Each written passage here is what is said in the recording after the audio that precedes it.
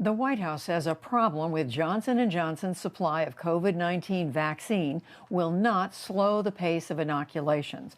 A problem at a Baltimore plant may have contaminated 15 million doses, and it also delayed federal approval of the plant's production lines.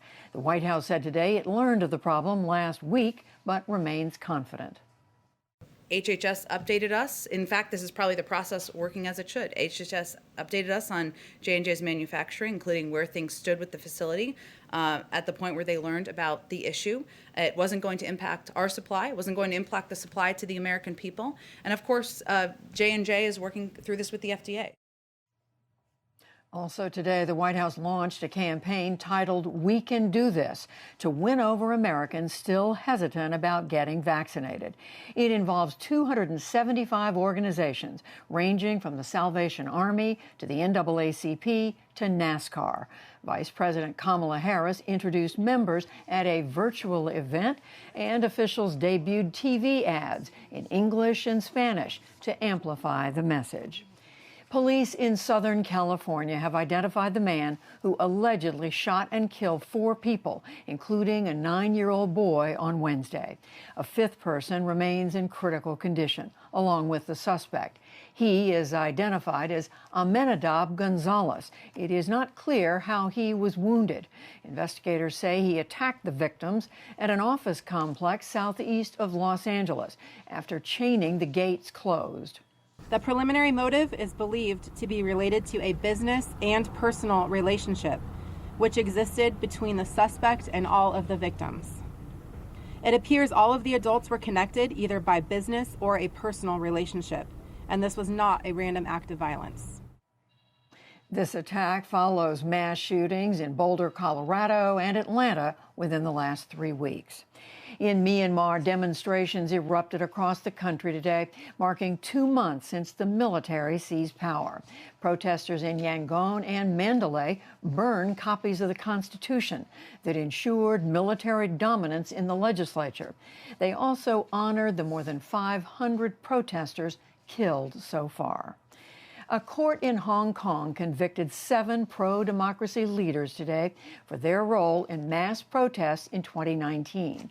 They include Martin Lee, the 82-year-old founder of the territory's Democratic Party, and media tycoon Jimmy Lai. They could get 5 years in prison.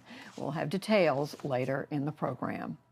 Back in this country, President Biden held his first full cabinet meeting with everyone spread out and fully masked. It took place in the East Room of the White House to allow for social distancing. The president urged them to push his infrastructure plan and buy American.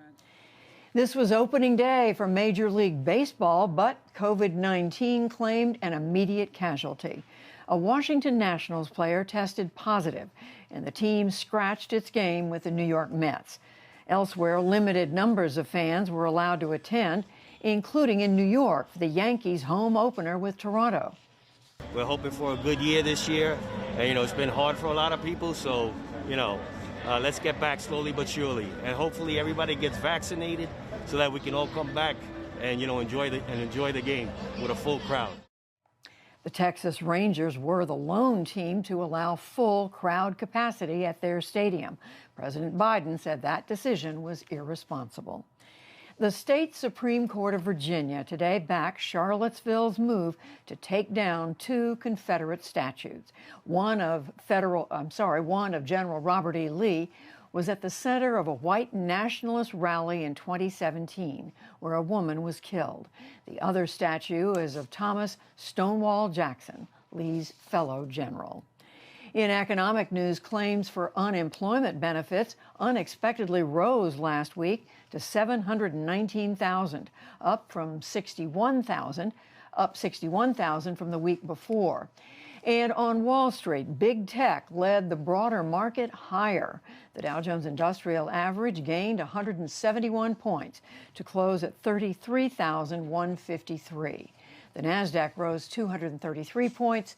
The S&P 500 added 47, closing above 4,000 for the first time. Still to come on the NewsHour, George Floyd's girlfriend offers details of his life at his murder trial. President Biden pushes renewable energy as a goal of his infrastructure plan. People with underlying health conditions discuss their struggles to get a vaccine, plus much more. This is the PBS NewsHour from WETA Studios in Washington and in the West from the Walter Cronkite School of Journalism at Arizona State University.